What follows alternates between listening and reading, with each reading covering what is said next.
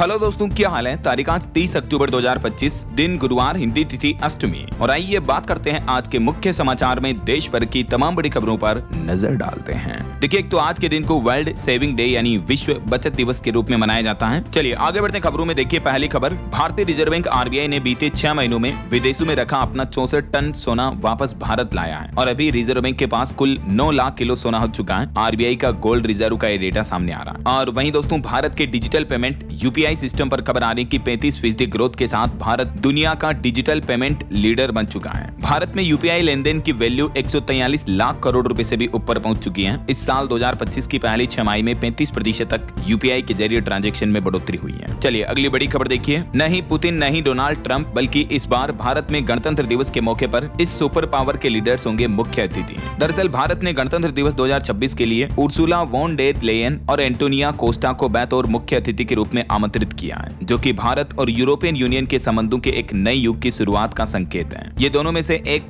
यूरोपीय कमीशन के अध्यक्ष हैं, जबकि कोस्टा यूरोपीय परिषद के अध्यक्ष हैं। और वहीं देखिए एक बड़ी दुख भरी खबर आ रही दोस्तों, मातम में बदल गई छठ महापर्व की खुशियां। अकेले बिहार राज्य के ये आंकड़े देखिए, पटना में 9 समेत पूरे बिहार में 83 लोगों की मौत हो गई। छठ महापर्व पर ज्यादातर मौतें डूबने की घटनाओं की वजह से हुई है। पटना जिले में भी गंगा स्नान के दौरान अलग अलग स्थानों पर 15 लोग डूब गए, जिनमें से 9 की जान चली गई। बाकी और भी बिहार के अन्य अलग अलग जिलों में तकरीबन 83 लोगों की डूबने से मौतें हो गई। चलिए बड़ी खबर देखिए दोस्तों, भीषण चक्रवाती तूफान मोन्था ने भारी तबाही मचाना शुरू कर दिया है। उड़ीसा में भी 11,000 से ज्यादा लोगों को सुरक्षित स्थानों पर पहुंचाया गया। ये तूफान मोन्था से देर रात मची तबाही की तस्वीरें आप देख सकते हैं। तेलंगाना में भी इस चक्रवाती तूफान का भारी प्रकोप देखने को मिला। स्कूल डूब गए, कार और ट्रक भी बह गए, रेलवे स्टेशन पर भी पानी भर गया, 2 ट्रेनें रोकी गई। इसके बाद ये चक्रवात मोन्था उड़ीसा के बाद आंध्र प्रदेश तट से टकराया और इसके चलते तेलंगाना और आंध्र प्रदेश में तेज बारिश भी शुरू हो गई है। ये कुछ तस्वीरें आप देख सकते हैं। तूफान की वजह से हुई भारी बारिश के चलते कितनी तबाही मची है। कई पेड़ पौधे, बिजली के खंभे वगैरह भी टूट गए। आगे मैं आपको बताऊंगा और भी पूरे मौसम समाचार विस्तार से। फिलहाल देखिए अगला अपडेट, पेंशन को लेकर एक नया नियम आया है। कर्मचारी की मौत के बाद अब माता पिता को पेंशन के लिए करना होगा ये काम। सरकार की तरफ से पारिवारिक पेंशन को लेकर ये नया नियम जारी किया है और नए नियम के मुताबिक अगर किसी कर्मचारी की मौत हो जाती है तो उसके बाद उसके माता पिता को पेंशन प्राप्त करने के लिए उन्हें भी अपना लाइफ सर्टिफिकेट जमा करना होगा। सरकार की तरफ से पेंशन और पेंशनर्स वेलफेयर डिपार्टमेंट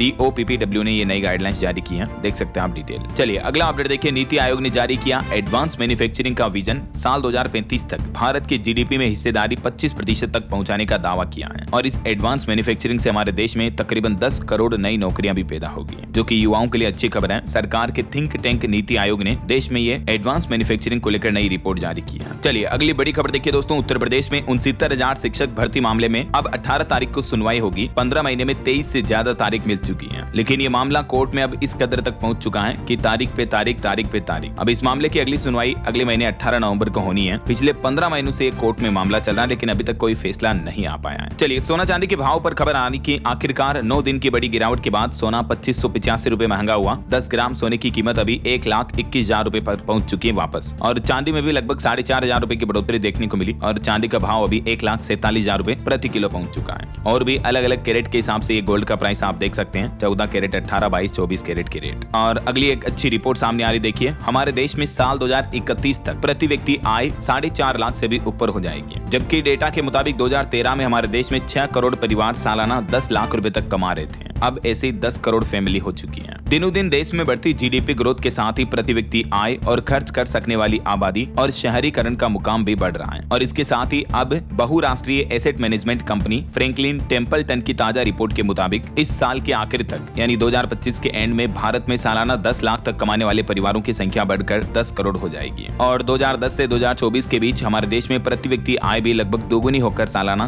2.5 लाख तक पहुंच चुकी है, जो कि 2031 तक 4.5 लाख तक हो जाएगी। तो इससे हमारे देश में लोग प्रीमियम सामान ज्यादा खरीदेंगे, पर्यटन, सेहत और जरूरतों के हिसाब से ज्यादा खर्च होगा, तो ऑल ओवर देश की जीडीपी भी और ज्यादा बढ़ेगी, है ना। चलिए अगला अपडेट आ रहा कि भारत आ रहे रूसी तेल जहाज ने अचानक यू टर्न लिया। गुजरात के सिक्का पोर्ट आ रहा था रूस की सरकारी तेल कंपनी का टैंकर, लेकिन अमेरिका के द्वारा रूसी तेल पर नए प्रतिबंध लगाए जाने के बाद इस जहाज ने अचानक यू टर्न ले लिया और जहाज की डिलीवरी भी नहीं हो पाई। हाल ही में आपको बताऊंगा अमेरिका ने रूसी तेल खरीद पर कुछ नई पाबंदियां लगाई थी, तो खबर आ रही कि रूसी तेल कंपनियों पर प्रतिबंध के कारण भारतीय कंपनी की भी बड़ी रकम फंसी हुई है। अभी ऑयल इंडिया के रूसी बैंकों में फंसे हैं 2.25 लाख करोड़ से भी ज्यादा। हालांकि भारत रूस के बीच रक्षा क्षेत्र में एक नया समझौता हुआ। देखिए आप, डिफेंस सेक्टर में दोनों देशों के बीच संयुक्त प्रशिक्षण पर भी सहमति बनी। नई दिल्ली में भारत और रूस के शीर्ष सैन्य अधिकारियों के बीच बीच इस बैठक में रक्षा सहयोग को और भी मजबूत करने पर सहमति बनी। अभी एक दिन पहले भी भारत रूस के बीच एक बड़ा समझौता हुआ था, मैंने आपको बताया था। हमारे देश में पहली बार बनेंगे पैसेंजर एयरक्राफ्ट भी। नागरिक विमान के निर्माण को लेकर भारत और रूस के बीच ये बड़ा समझौता हुआ है, जहां एक तरफ अमेरिकी राष्ट्रपति डोनाल्ड ट्रंप भारत पर रूसी तेल खरीद पर आए दिन प्रतिबंध लगाने की बातें कह रहे हैं। इस बीच भारत और रूस के बीच व्यापार संबंधों को ये और भी बढ़ावा मिला है। और वहीं देखिए, अमेरिकी राष्ट्रपति डोनाल्ड ट्रंप भी बोले कि मोदी सबसे अच्छे दिखने वाले इंसान हैं, जल्द ही हम भारत के साथ ट्रेड डील करेंगे। और फिर उन्होंने भारत पाकिस्तान संघर्ष खत्म कराने का भी एक बार फिर से दावा किया। डोनाल्ड ट्रंप ने बीते दिन बयान में कहा कि मैंने प्रधानमंत्री नरेंद्र मोदी को फोन करके कहा कि हम व्यापार समझौता नहीं कर सकते हैं क्योंकि आप पाकिस्तान से लड़ रहे हैं। फिर मैंने पाकिस्तान को भी यही बात कही। चलिए अगला अपडेट आ रहा कि इनकम टैक्स फ्री की जाए सालाना 50 लाख रुपए तक की कमाई। आने वाले बजट 2026 से पहले अब सरकार से ये मांग की जा रही है, आवाज उठाई जा रही है। PHDCCI की तरफ से सरकार को ये सिफारिशें दी गई बजट पूर्व, और इसमें कहा गया कि 50 लाख रुपए तक की आय वाले लोगों के लिए आयकर यानी इनकम टैक्स के रेट कम किए जाए। PhD chamber of commerce and industry की तरफ से सरकार को बजट से पहले ये सुझाव दिए गए। अब देखते हैं आने वाले बजट 2026 की तैयारियां ऑलरेडी शुरू हो चुकी हैं। इसमें सरकार नए इनकम टैक्स रूल्स वगैरह में कुछ बदलाव लेकर आती है या नहीं, जो भी अपडेट आएंगे मैं आपको बताता रहूंगा। और खबर आ रही कि जल्द ही भारत में आपको सीधे सैटेलाइट से इंटरनेट की सेवाएं मिल पाएगी। इलोन मस्क की कंपनी स्टारलिंक 30-31 अक्टूबर को मुंबई में इसका डेमो ट्रायल करेगी। इस दरमियान हर जगह आपको कनेक्टिविटी मिलेगी और जल्द ही स्टारलिंक कंपनी भारत में अपनी सैटेलाइट ब्रॉडबैंड सर्विस भी लॉन्च करेगी, है ना। वहीं देखिए बड़ी खबर, ई कॉमर्स कंपनी अमेज़न ने 14,000 कर्मचारियों को और नौकरी से निकाल दिया। टर्मिनेशन लेटर में लिखा कि सभी एक्सेस बंद हो गए आपके, अगर आप ऑफिस में हैं तो सिक्योरिटी आपको बाहर कर देगी। मतलब देखिए अमेज़न कंपनी जो कि दुनिया की सबसे बड़ी दिग्गज ई कॉमर्स कंपनी है, वो भी अपने कर्मचारियों को किस तरीके से फायर कर रही है, अचानक नौकरी से बाहर निकाल रही है। सीधा टर्मिनेशन लेटर ईमेल के जरिए भेजा जा रहा। और अभी तो अमेज़न का प्लान है कि 30,000 कर्मचारियों को और भी बाहर निकाला जाएगा। ये जो आए दिन इतनी नौकरियां जा रही, इन सब के पीछे मुख्य वजह है दोस्तों AI यानी आर्टिफिशियल इंटेलिजेंस से आजकल काम काफी ज्यादा आसान हो गया टेक कंपनियों का, खास करके ये वजह की नौकरियां संकट में हैं। और ना सिर्फ अमेज़न बल्कि देखिए आप AI के दौर में और भी कई कंपनियों की नौकरी पर खतरा बढ़ने लगा। इन 15 बड़ी कंपनियों ने लाखों कर्मचारियों की छटनी कर दी है। हाल ही में दुनिया की दिग्गज 15 कंपनियों ने मिलकर करीब 1,70,000 कर्मचारियों को नौकरी से निकालने का ऐलान किया है, जिसमें कौन कौन सी कंपनियां शामिल है देख सकते हैं आप। UPS, Amazon, Intel, Nestle, Ford, Microsoft, Salesforce समेत कई सारे बड़े ब्रांड्स जो है ना, वो अब कर्मचारियों को बाहर निकालने का ऐलान कर चुके हैं। चलिए अगला अपडेट देखिए, पीएम मोदी नौ परिवहन पर कॉन्क्लेव को संबोधित किए, जिसमें दुनिया के 85 से ज्यादा देश हिस्सा ले रहे हैं। 1 लाख से ज्यादा प्रतिनिधि और 500 से ज्यादा प्रदर्शक भाग लिए हैं। भारत समुद्री सप्ताह 2025 का आयोजन मुंबई में हुआ और पीएम मोदी ने इसके दौरान समुद्री नेताओं के सम्मेलन को संबोधित किया। पीएम बोले कि भारत के समुद्री क्षेत्र पर पूरी दुनिया को विश्वास है। मरीन टाइम लीडर्स के कॉन्क्लेव में पीएम मोदी ने ये बातें कही। अच्छा, वैसे समुद्री क्षेत्र में भारत के लिए एक बड़ी अच्छी खबर ये निकल कर आ रही है। देखिए मुंबई में बैटरी आधारित मालवाहक जहाज का भी निर्माण कंप्लीट हुआ, मतलब अभी इसका निर्माण चल रहा है, जो कि अगले साल 2026 तक समुद्र में उतार दिया जाएगा। बैटरी द्वारा संचालित ये कॉमर्शियल जहाज है, मालवाहक जहाज। वहीं देखिए भारत के नौसेना प्रमुख एडमिरल दिनेश ने भी दुनिया को साफ चेतावनी दी और कहा कि महासागर अब शांति के रास्ते नहीं बल्कि रणनीतिक भूचाल के केंद्र बन चुके हैं। नौसेना प्रमुख बोले कि समुद्र में खतरा सिर्फ दुश्मन का नहीं बल्कि हर लहर में साजिश छुपी हुई है। अब सुरक्षा की परिभाषा भी बदलेगी। और वहीं पीएम मोदी ने मुंबई में चल रहे इंडिया मेरीटाइम वीक को संबोधित करते हुए कहा कि देश का मेरीटाइम सेक्टर ग्रोथ का एक नया इंजन बन चुका है। पीएम बोले कि इंडियन पोर्ट्स दुनिया के सबसे एफिशिएंट पोर्ट्स में शामिल हो चुके हैं। चलिए दोस्तों अगली खबर आ रही है, देश की राजधानी दिल्ली में क्लाउड सीडिंग रोकी गई। 3 ट्रायल किए लेकिन वो कामयाब नहीं रहे। एक की कीमत 64 लाख रुपए के लगभग है। IIT कानपुर का कहना है कि नमी बेहद कम थी और मौसम उतना सही नहीं था जिससे कि आर्टिफिशियल रेन करवाई जा सके। यही वजह है कि अभी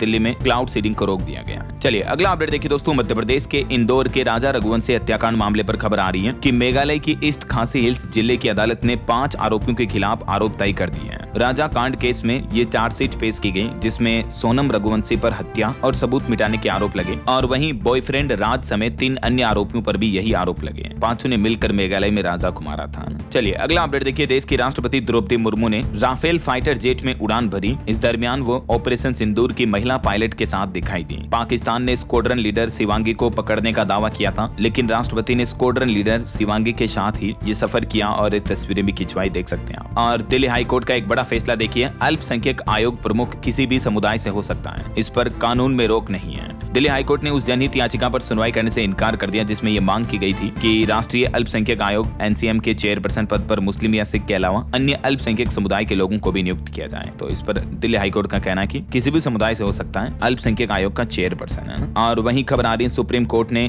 सोनम वांगचुक की नजरबंदी के खिलाफ याचिका पर केंद्र सरकार और लद्दाख से भी जवाब मांगा। चलिए खबर आ रही दोस्तों, गुजरात के केवड़िया में राष्ट्रीय एकता दिवस की तैयारियां जोरों शोरों पर चल रही है। कल 31 अक्टूबर को लौह पुरुष सरदार वल्लभ भाई पटेल की 150वीं जयंती के मौके पर यह भव्य समारोह आयोजित किया जाएगा और इससे पहले राष्ट्रीय एकता दिवस की फुल रिहर्सल ड्रेस भी की गई। स्टेच्यू ऑफ यूनिटी पर चेतक हेलीकॉप्टर ने फूल भी बरसाए। चलिए खबर आ रही है, बॉम्बे हाईकोर्ट का कहना है कि नागपुर में धरना स्थल खाली करें, कर्ज माफी पर किसान जो प्रदर्शन कर रहे हैं, हाईवे जाम किए हुए हैं। तो महाराष्ट्र के मुख्यमंत्री देवेंद्र फडणवीस बोले कि हम बातचीत से हल निकालेंगे और उन्होंने किसानों से भी अपील की कि बातचीत से समाधान निकालें। तो इस मुद्दे पर बॉम्बे हाईकोर्ट ने कहा कि नागपुर में धरना स्थल खाली कराए सरकार तुरंत प्रभाव से, है ना। चलिए अगली खबर आ रही कि उत्तर प्रदेश अयोध्या में राम मंदिर को मिला अब तक 3000 करोड़ का दान। अयोध्या में नृपेंद्र मिश्रा बोले कि दानवीर भक्तों का सम्मान किया जाएगा। 25 नवंबर के बाद अयोध्या में विशेष सम्मान समारोह भी आयोजित होगा, क्योंकि 25 नवंबर को तो राम मंदिर पर एक कार्यक्रम का आयोजन होगा। प्रधानमंत्री नरेंद्र मोदी श्री राम जन्मभूमि मंदिर के शिखर पर धर्म ध्वजा फहराएंगे। मंदिर के 161 फीट ऊंचे शिखर पर यह 42 फीट का स्तंभ लगाया गया है और इसी पर यह 22 फीट और 11 फीट लंबी चौड़ी भगवा पताका फहराई जाएगी। राम मंदिर के शिखर पर यह 11 किलो का ध्वज लगाया जाएगा, है ना। 25 नवंबर को विवाह पंचमी के मौके पर पीएम नरेंद्र मोदी ये ध्वजारोहण करेंगे राम मंदिर के ऊपर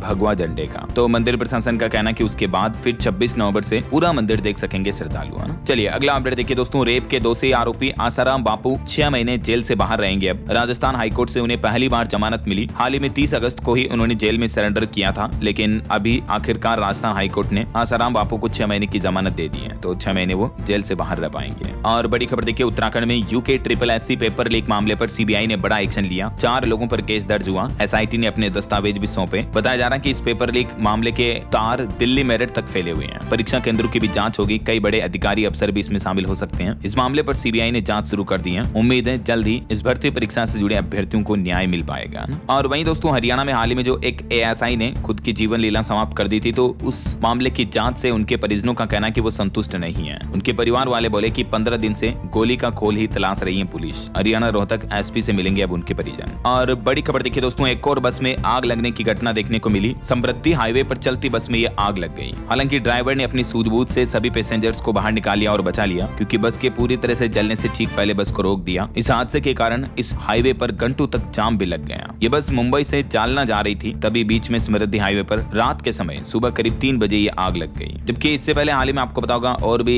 देश में कई आगजनी के मामले देखने को मिले। राजस्थान जैसलमेर में बस आग के हवाले हो गई थी। कोलकाता, पश्चिम बंगाल, आंध्र प्रदेश के कुर्नूल, मध्य प्रदेश के अशोकनगर, यूपी लखनऊ समेत कई जगहों पर हाल ही में बस अग्निकांड की घटनाएं देखने को मिली। इसके बावजूद सरकार और प्रशासन सतर्क नहीं है और आए दिन इस तरह के हादसे मामले नित्य नए देखने को मिल रहे हैं। राइट, क्या कहना चाहोगे आप इन हादसों पर? आपकी राय विचार कमेंट करके बताएगा जरूर। चलिए फिलहाल देखिए अगला अपडेट। अगले साल 31 मार्च 2026 तक पूरे देश में मोबाइल नंबर के साथ कॉलर का नाम डिस्प्ले करने की व्यवस्था शुरू कर दी जाएगी। ट्राई और डॉट यानी डिपार्टमेंट ऑफ टेलीकम्युनिकेशन दूरसंचार विभाग की तरफ से इस प्लान को लेकर सहमति बनी है। अब फर्जी नाम वाले कॉल से आम लोगों को छुटकारा मिल पाएगा। ट्राई ने सी नेप को हरी झंडी दिखाई। आपको बता दूं, यहाँ सी नेप से मतलब है कॉलिंग नेम प्रेजेंटेशन। तो जो भी कॉल करने वाला होगा उसका आईडी प्रूफ वाला नाम अब आपको दिखाई देगा। जैसे ट्रू कॉलर में नाम आता ना, वैसे ही जिस शख्स के नाम पर सिम कार्ड रजिस्टर्ड है तो उसका आधार कार्ड का नाम या किसी भी ओरिजिनल डॉक्यूमेंट आईडी का नाम अब फोन करते दौरान मोबाइल नंबर के साथ में दिखाई देगा। धोखाधड़ी रोकने के लिए ट्राई और डॉट ने ये फैसला लिया है ना। तो 2026 से ये सुविधा शुरू हो जाएगी।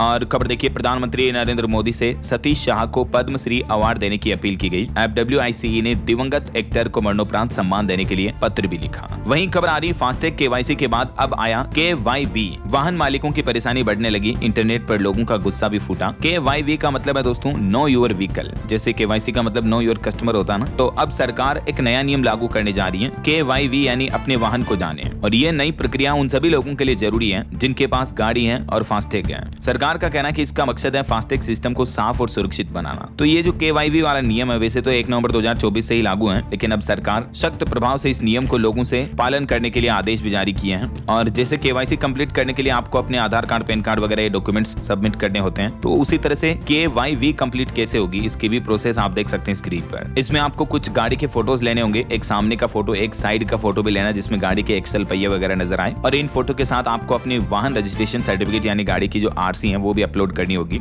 उसके बाद इन सभी डिटेल्स को आपको वाहन पोर्टल पर अपलोड करना और KYV कंप्लीट करनी है, ठीक है। और सरकार का कहना है कि हर 3 साल में ये प्रक्रिया दोबारा करनी होगी। तो सरकार के इस फैसले पर कई लोगों ने विरोध भी किया। चलिए अगला अपडेट देखिए। आज 30 अक्टूबर से शुरू होगी बिहार में दूसरे चरण की प्रशिक्षण प्रक्रिया। बिहार इलेक्शन को लेकर चुनाव आयोग की तरफ से EVM कमीशनिंग और ऐप लर्निंग की ट्रेनिंग दी जाएगी। बिहार चुनाव के दूसरे चरण की तैयारी भी शुरू हो चुकी है। और भी चलिए बिहार विधानसभा चुनाव से जुड़े कुछ और अपडेट्स देख लेते हैं फटाफट से। देखिए रक्षा मंत्री राजनाथ सिंह भी चुनावी जनसभा में पहुंचे और राजनाथ बोले कि विपक्ष ने वक्फ बोर्ड को लेकर झूठ बोला, संसद में बना कोई भी कानून नहीं हटा सकता। तो वहीं गृह मंत्री अमित शाह भी बोले कि बिहार में मुख्यमंत्री की कुर्सी खाली नहीं है। अमित शाह ने भी चुनावी जनसभा में कहा कि बिहार वासियों एक गलती करेंगे और बिहार 20 साल पीछे चला जाएगा। बिहार के बेगूसराय पहुंचे अमित शाह बोले कि यहाँ मुख्यमंत्री की कुर्सी खाली नहीं है, चुन चुन कर घुसपैठियों को निकालेंगे। वहीं दिल्ली की मुख्यमंत्री रेखा गुप्ता ने भी बिहार के पटना में रोड शो का आयोजन किया। भगवा रंग में रंगी महिला कार्यकर्ताओं का ढोल नगाड़ों पर डांस देखने को मिला और नीतीश कुमार जिंदाबाद के नारे भी लगे।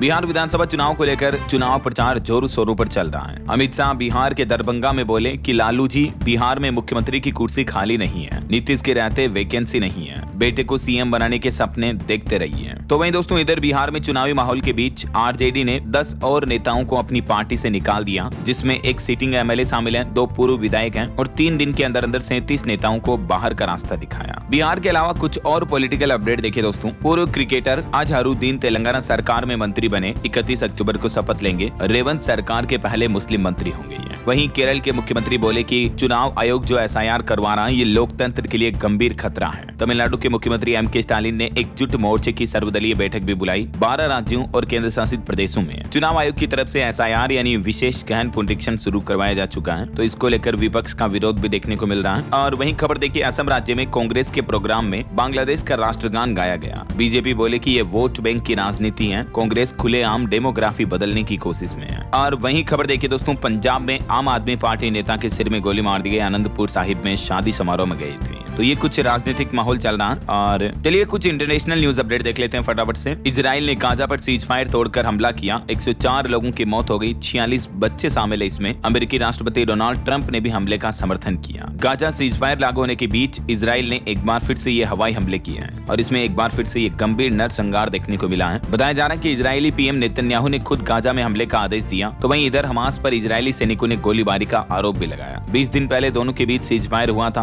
और अभी आज तो सीज फायर भंग हो चुका है। ये ट्रंप के सीज फायर इसी तरह के होते हैं, देखिए जरा। और खबर है रूस में परमाणु क्षमता वाले टोरपीडो पोसाइडन का भी सफल टेस्ट हुआ। रेडियो एक्टिव समुद्री लहरें पैदा करता है, ये किनारे बसे इलाके पल भर में तबाह कर सकता है। ये एक तरह का परमाणु हथियार है जिसका रूस की सरकार ने सफलतापूर्वक परीक्षण किया। अभी एक दिन पहले मैंने आपको बताया था रूस ने परमाणु ऊर्जा से चलने वाली मिसाइल का भी सफल परीक्षण किया था। दुनिया की पहली न्यूक्लियर पावर्ड मिसाइल का टेस्ट भी रूस ने किया था। और देखिए अमेरिकी राष्ट्रपति ट्रंप ने एक स्पीच के दौरान कहा कि मुझे इस बात को लेकर मलाल है कि वो तीसरी बार राष्ट्रपति नहीं बन पाएंगे, क्योंकि अमेरिका के संविधान में ये नियम है, अमेरिका में कोई भी व्यक्ति अधिकतम 2 बार ही राष्ट्रपति बन सकता है। तीसरे टर्म की सख्त मनाही है। तो ट्रंप बोले कि ये सबसे बुरी बात है और मुझे इस बात का दुख है। वहीं खबर देखिए ब्राजील में ड्रग माफिया पर हेलीकॉप्टर से रेड डाली गई। जवाब में ड्रोन से बमबारी हुई जिसमें 4 पुलिस अफसरों समेत 64 लोगों की मौत हो गई। इधर भारत सरकार थाईलैंड से 500 भारतीयों को वापस लाएगी। म्यांमार सेना ने स्कैम सेंटर्स पर छापे मारे तो भागकर ये थाईलैंड पहुंच गए थे। तो भारत सरकार अब इनको वापस हमारे देश लेकर आएगी। वहीं खबर आ रही कि रूस यूक्रेन युद्ध में एक और हरियाणवी की मौत हो गई। 5 अभी भी लापता बताए जा रहे हैं। एक ने हाल ही में वीडियो मैसेज जारी किया था कि कभी भी मौत आएगी। धोखे से इन युवाओं की आर्मी में ज्वाइनिंग करवाई गई। हरियाणा के हिसार का ये एक युवक मारा गया रूस यूक्रेन युद्ध में। और खबर देखिए अमेरिका ने प्रशांत महासागर में 4 नावों पर हमला किया जिसमें 14 लोगों की मौत हो गई। इस मामले पर भी ड्रग तस्करी का आरोप लगा है। तो ये कुछ इंटरनेशनल माहौल चल रहा। और चलिए आगे बढ़ते हैं अपन खबरों में। आज के ताजा मौसम समाचार पर नजर डाल लेते हैं। और हाँ, एक छोटी सी रिक्वेस्ट आपसे ये है दोस्तों कि अगर आप DLS न्यूज चैनल से अभी तक भी जुड़े नहीं हो तो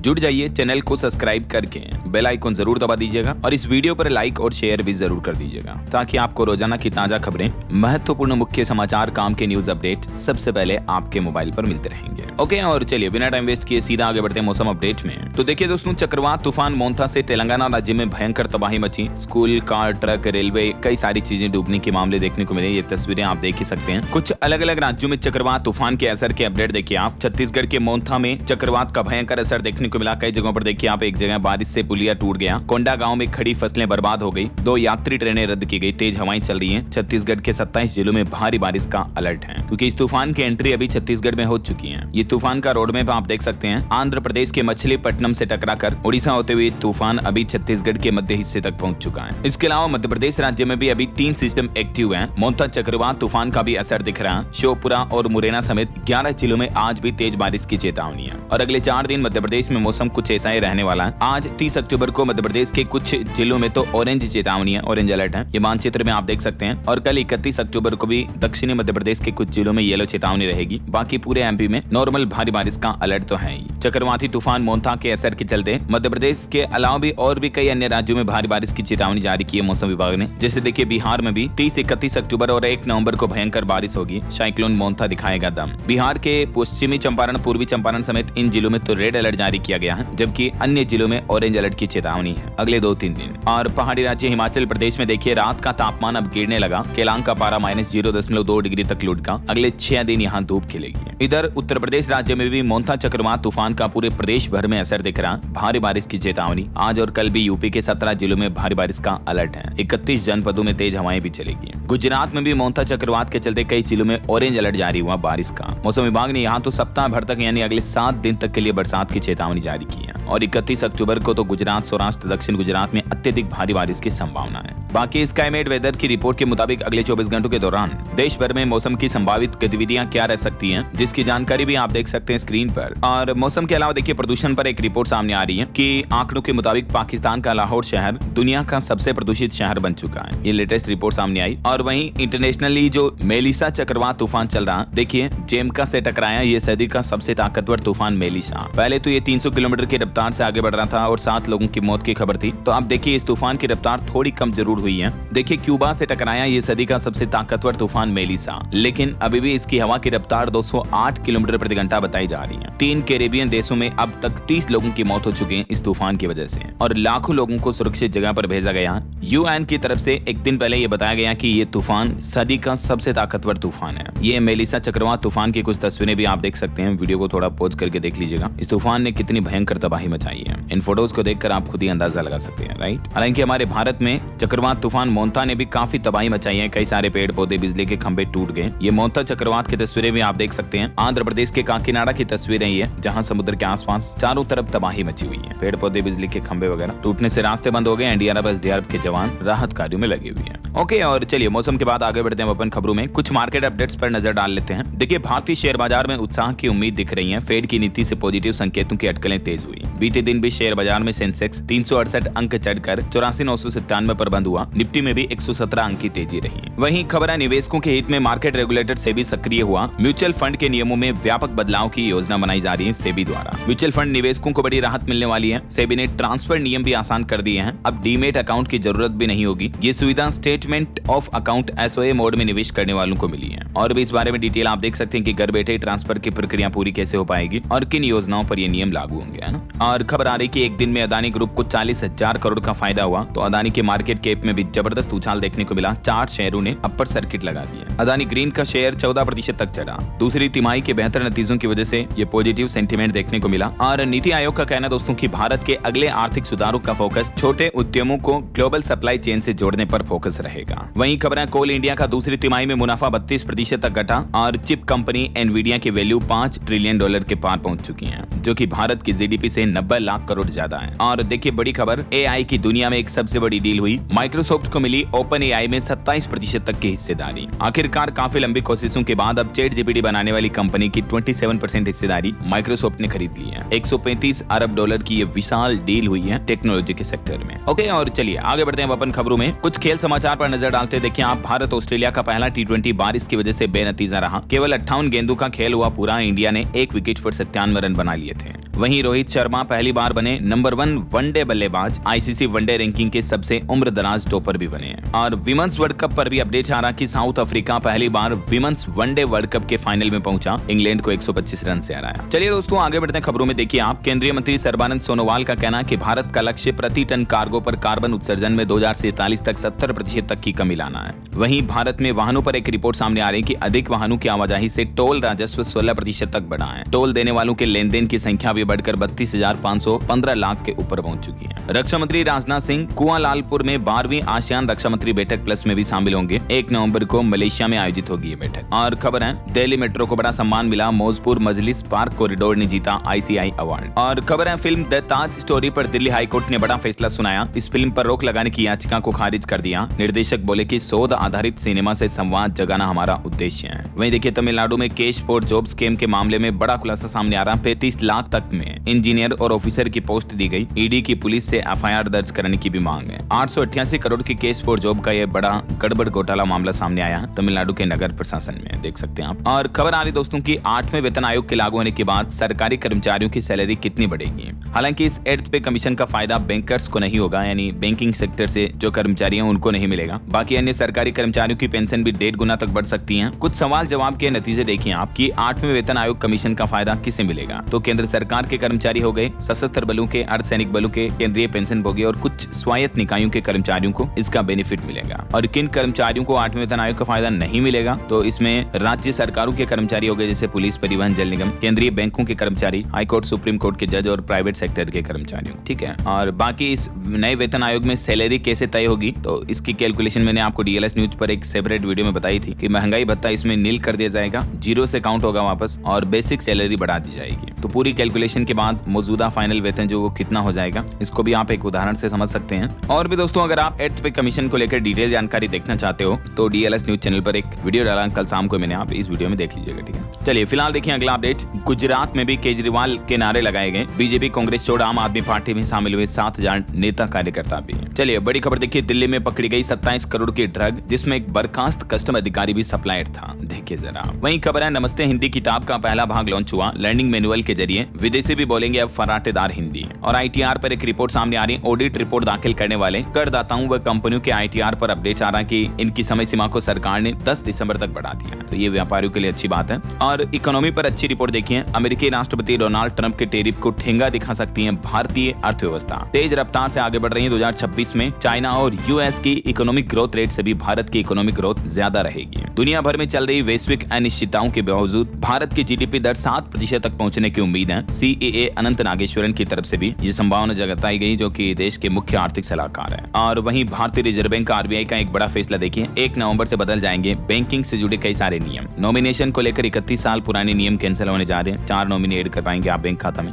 इसके अलावा भी 1 नवंबर से और क्या क्या रूल्स बदल रहे हैं, इनकी विस्तृत जानकारी अगर आप देखना चाहते हो तो DLS न्यूज चैनल पर इस वीडियो में देख लीजिएगा, ठीक है। चलिए किसान भाई लोगों के लिए अच्छी खबर आ रही। बम्पर सब्सिडी का ऐलान किया गया। अब टमाटर से लेकर लौकी तक उगाने पर सरकार 90% तक छूट देगी। मध्य प्रदेश सरकार की तरफ से हाल ही में जनजातीय किसानों को सब्जी की खेती को बढ़ावा देने के लिए ये नई सब्सिडी योजना की शुरुआत की गई है। तो इस योजना के बारे में ज्यादा डिटेल्स आपको MP FSTS पोर्टल पर ऑनलाइन देखने को मिल जाएगी, ठीक है ना। वहीं देखिए भारत बिना नए कोयला संयंत्र के 2032 तक बिजली की मांग पूरी कर सकता है, एम्बर की रिपोर्ट में दावा किया गया है। और भारत चीन के बीच सैन्य वार्तालाप भी हुई। पूर्वी लद्दाख की स्थितियों पर चर्चा हुई। चीनी रक्षा मंत्रालय की तरफ से दावा किया गया, जिसमें पूर्वी लद्दाख में शांति बनाए रखने के लिए भारत चाइना दोनों देशों के बीच सहमति बनी। दोनों सेनाओं के कोर कमांडरों के बीच ये बैठक हुई है। और केरल हाईकोर्ट का एक बड़ा फैसला देखिए दोस्तों। पत्नी को नौकरी छोड़ने के लिए मजबूर करना भी एक तरह से क्रूरता ही है। और इस केस की सुनवाई करते हुए हाईकोर्ट ने तलाक की भी अनुमति दे दी है। वहीं खबर आ रही FTA फ्री ट्रेड एग्रीमेंट को लेकर तकनीकी टैरिफ वार्तालाप के लिए जल्द ही दिल्ली आएगी यूरोपियन यूनियन की टीम। राजदूत ने आगे का कार्यक्रम भी बताया। और देखिए दोस्तों एक बड़ी घटना हो गई। यूपी के बहराइच में नदी में नाव पलट गई, जिसमें 9 लोग लापता हो गए। रेस्क्यू ऑपरेशन देर रात भी जारी रहा। और वहीं खबर आ रही कि अमेरिका और ट्रंप को फेड ने लगातार दूसरी बार राहत दी, लोन सस्ता किया है। फेड रिजर्व के चेयरमैन जेरोम पोवेल ने एक बार फिर से ब्याज दरों में 0.25% की कटौती की है। और ये लगातार दूसरी बार है जब ट्रंप सरकार को राहत मिली, लोन सस्ता हुआ है। वहीं खबर देखिए ऑपरेशन शटडाउन के तहत बड़ा खुलासा हुआ। सरकारी योजनाओं में देश की सबसे बड़ी ठगी का मास्टरमाइंड लईक समेत 8 लोगों को अरेस्ट कर लिया है। राजस्थान की झालावाड़ पुलिस ने यह ऑपरेशन शटर डाउन चलाया और PM किसान समेत केंद्र सरकार की सामाजिक योजनाओं के जरिए हुए देश के सबसे बड़े साइबर ठगी के घोटाले का पर्दाफाश किया है। इस गिरोह ने 1256 अफसरों के लॉगिन आईडी का उपयोग करके कई लोगों से हजारों करोड़ रुपए हड़ पे कई लोगों के नाम पर, और सरकार को भी धोखा दिया, आम लोगों को भी धोखा दिया। देखिए जरा। चलिए अगली बड़ी खबर देखिए। असम राज्य में अब 1 से ज्यादा शादी करने पर 7 साल तक की जेल की सजा होगी। मुस्लिम लोगों पर भी लागू होगा यह फैसला, मुख्यमंत्री की तरफ से ऐलान किया गया। वहीं खबर है भारत को मिलने वाली है एक और उपलब्धि। रिजर्व बैंक की डिप्टी गवर्नर ने दावा किया, अमेरिका और जर्मनी के साथ खड़ा होगा जल्दी हमारा देश। बढ़ती इकोनॉमिक ग्रोथ रेट की वजह से देश की विकसित अर्थव्यवस्था देश को इस नए मुकाम तक पहुंचाएगी। और हाईवे को लेकर देखिए एक नया नियम लागू होगा। हाईवे पर लिखा होगा अब उसे बनाने वाले ठेकेदार का नाम और पता भी, अधिकारी का भी मोबाइल नंबर होगा। केंद्रीय परिवहन मंत्री नितिन गडकरी का कहना है कि हाईवे निर्माण प्रक्रियाओं को ज्यादा पारदर्शी बनाने के लिए ये नए नियम लागू किए जा रहे हैं। और एक चौंकाने वाली रिपोर्ट सामने आ रही है आपकी हेल्थ को लेकर। देखिए, देश में 46% लोगों के शरीर में इस विटामिन की कमी है। 13 से 18 साल तक के युवाओं में सबसे ज्यादा कमी देखी गई। साइंटिस्ट की रिसर्च में खुलासा हुआ है कि प्रकृति की धूप से मुक्त मिलने के बावजूद भारत के लोगों में विटामिन डी की भारी कमी देखने को मिल रही है। हाल ही में आई मेट्रोपोलिस हेल्थ केयर लिमिटेड की रिसर्च स्टडी में ये चौंकाने वाली बात सामने आ रही है। देखिए जरा, आप रोजाना आधा घंटा धूप लें तो विटामिन डी आपको मिल जाता है, लेकिन अध्ययन में पता चला कि आधे भारतीय लोगों में विटामिन डी की कमी है। देखिए जरा, चलिए अगला अपडेट देखिए। उत्तर प्रदेश को मिले 3 नए निजी विश्वविद्यालय, संभल, फतेहपुर और बाराबंकी में ये शुरू होंगे। यूपी की योगी कैबिनेट ने मुहर भी लगा दी है। और दिल्ली में हवा प्रदूषण पर खबर आ रही कि हवा की दिशा बदलने से प्रदूषण में सुधार आया, लेकिन AQI अभी भी 279 चल रहा है। शनिवार को फिर से हालात बिगड़ने की चेतावनी है। वहीं देखिए, जम्मू कश्मीर सरकार ने भी कर्मचारियों और पेंशन धारकों का महंगाई भत्ता 3% बढ़ाया। नई दरें 1 जुलाई 2025 से लागू मानी जाएगी और अभी ये और पेंशन धारकों को भी 55% के बजाय 58% DA मिलेगा और कर्मचारियों का मूल वेतन 252 से बढ़ाकर 257 कर दिया गया है। चलिए खबर देखिए, राजस्थान में अब स्कूलों और ऑफिसों में राष्ट्रगान और वंदे मातरम गाना अनिवार्य होगा। मौजूद रहने पर ही लगेगी हाजिरी। नई शिक्षा नीति जारी की राजस्थान सरकार ने।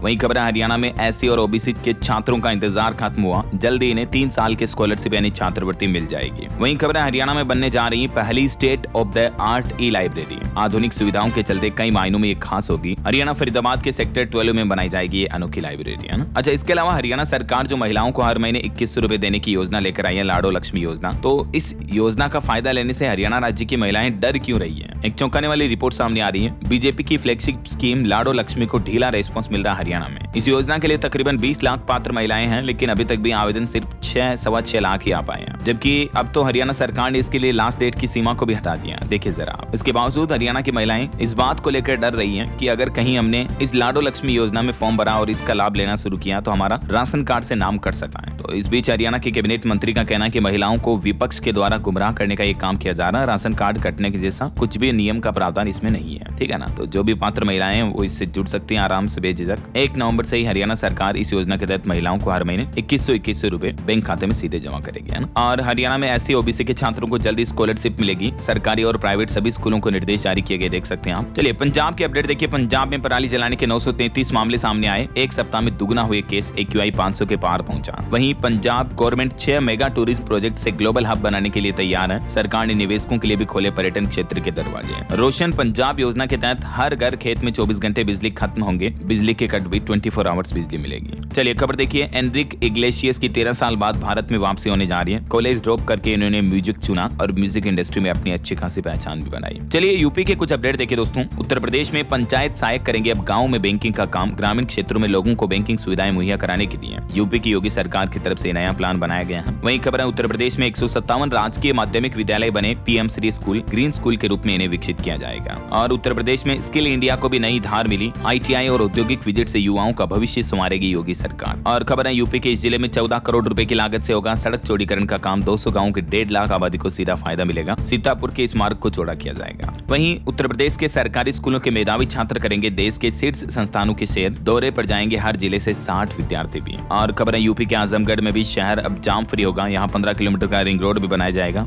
और उत्तर प्रदेश में 1 नवंबर से वर्टिकल बिजली व्यवस्था लागू होने जा रही है। बिजली उपभोक्ताओं की समस्या के समाधान के लिए 21 तरह के हेल्प डेस्क स्थापित किए जाएंगे और हर अलग अलग काम के लिए अलग अलग नोडल अधिकारी नियुक्त किया जाएगा। यूपी में बिजली विभाग ने नया प्लान बनाया है और वैसे यूनिवर्सल बिजली हेल्पलाइन नंबर 1912 तो चलेगा ही। और खबर है, उत्तर प्रदेश में इन अपराधों में अब कारोबारियों को जेल नहीं होगी। यूपी की योगी सरकार ने 13 तरह के कानून नियम जो है वो खत्म कर दिए हैं, जिसमें प्रमुख कानून शामिल है फैक्ट्री अधिनियम, दुकान एवं वाणिज्य प्रतिष्ठान अधिनियम, मोटर ट्रांसपोर्ट वर्कर्स एक्ट वगैरह। इन नियम कानूनों के तहत अब व्यापारियों को जेल की सजा नहीं होगी, है ना। वहीं देखिए, उत्तर प्रदेश में अब CM योगी ने 76वां जिला बनाने की घोषणा कर दी है। नया जिला अलीगढ़ और बुलंदशहर को काटकर बनाया जाएगा। नए जिले का नाम कल्याण सिंह नगर रखा जाएगा और इस नए जिले को बनाने पर तकरीबन 2000 करोड़ रुपए का खर्च आएगा। ये यूपी का 76वां जिला होगा, तो जल्द इस पर काम शुरू किया जाएगा, ये कहना है CM योगी का। चलिए कुछ स्टेट न्यूज अपडेट देखिए आप। राजस्थान के सातों संभाग में एक साथ घूमर महोत्सव का आयोजन होगा। अगले महीने 19 नवंबर को शाम 6 बजे शुरू होगा। राजस्थान जयपुर में पहली बार पेन IIT राइजिंग राजस्थान शिखर सम्मेलन का आयोजन हो रहा है। वहीं खबर है, मध्य प्रदेश की स्थापना स्थापना दिवस समारोह के मौके पर 2000 ड्रोन से दिखेगी विरासत की झलक। 1 नवंबर को सिंगर जुबिन भी देंगे परफॉर्मेंस। और वहीं खबर देखिए दोस्तों, छत्तीसगढ़ में 21 और नक्सलियों ने सरेंडर किया, 18 ने हथियार सौंपे, गुलाब देकर इनका स्वागत किया गया। कांकेर का माड़ डिवीजन पूरा खाली हुआ। बीजापुर में 51 लोगों ने हिंसा छोड़ी। नक्सलवाद खात्मे के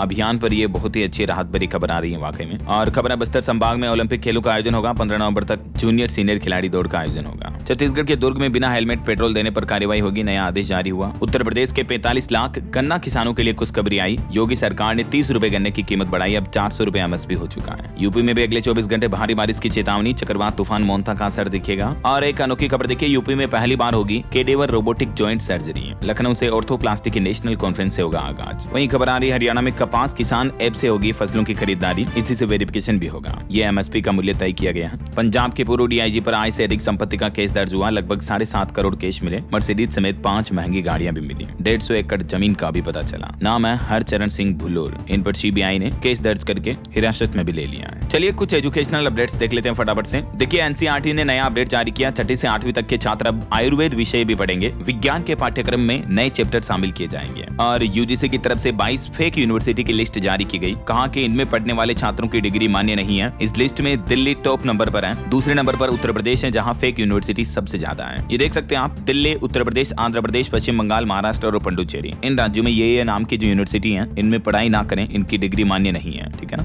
वहीं खबर है दिल्ली में होगी 5346 टीजीटी शिक्षकों की नियुक्ति। मुख्यमंत्री रेखा गुप्ता ने खुद ये ऐलान किया। केरल बोर्ड के 11वीं 12वीं की उच्चतर माध्यमिक परीक्षाओं की डेट शीट जारी हुई। मार्च में आयोजन होगा। ऑफिशियल जानकारी ऑफिशियल पोर्टल पर चेक कर लीजिएगा। और बाकी अमेजोन ने एआई की वजह से 14,000 लोगों को नौकरी से निकाला। ये अपडेट तो मैंने आपको बताया ही था। ओके, और चलिए दोस्तों अंत में आज के राशिफल पर नजर डाल लेते हैं। देखिए मिथुन राशि वालों के नए इनकम सोर्स बनेंगे और नौकरी में तरक्की के योग बनेंगे। मेष राशि वालों के लिए भी आज का दिन फायदेमंद रहेगा। और भी कुछ अलग अलग राशियों का राशिफल आप देख सकते हैं स्क्रीन पर। और हाँ दोस्तों, आप मुझे कमेंट करके बताइए कि भारत ने किस देश के साथ साझेदारी की है नागरिक विमान बनाने के लिए। कमेंट करके बताइए। सही जवाब देने वाले लोगों को रैंडमली सेलेक्ट होने पर डीएलएस न्यूज टीम की तरफ से एक शानदार सरप्राइज गिफ्ट जीतने का मौका मिलेगा। और इसी के साथ ही अगर आपको वीडियो अच्छा लगा तो इसे लाइक करना, शेयर भी करना। डीएलएस न्यूज चैनल को सब्सक्राइब करके बेल आइकन जरूर दबा देना, रोजाना ऐसे इन्फॉर्मेटिव जानकारियां, महत्वपूर्ण समाचार देखते रहने के लिए। ओके, ख्याल रखिएगा अपने आप का, अपने परिवार का। मिलेंगे अगले नेक्स्ट अपडेट में, तब तक के लिए जय हिंद, जय भारत, वंदे मातरम।